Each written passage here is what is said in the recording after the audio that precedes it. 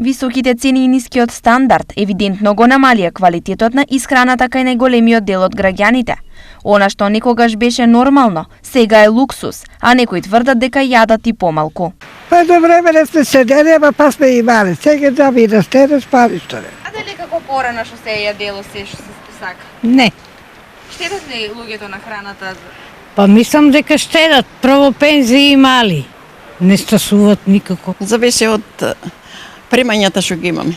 Ако имаш повеќе примања, ќе купиш што сакаш, ако не, нешто поевтинко. Граѓаните штедат речиси на се, но најчесто празно место на трапезите останува од поскапите производи, од што најчесто се лишуваат тие.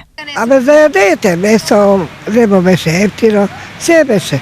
Сега се е скапо. Па, например, сирење не можеш да си купиш како што сакаш.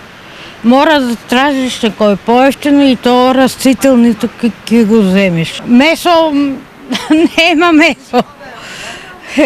Салами што се вика, ако земеш една месеца да има.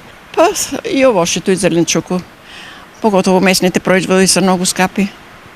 Сирењето да не збориме, сирењето отиде на 600-700 денара.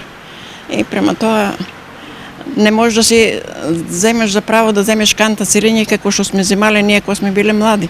Сега ќе земеш само едно парче, 200 грама или пола кило. Мислам дека сирењето стана луксус, кашкавало исто, па до некаде сите млечни производи, па урдата беше толку многу ефтина. Освен реално, народот помалку јаде и статистички. Трговијата бележи пат на прометот и при зголемени цени, што е најголем аргумент дека кризата е сериозна. Последните податоци покажуваат дека нормално трговијата на мало бележи пат од 4,7, но реално тоа е пат од 12,9%.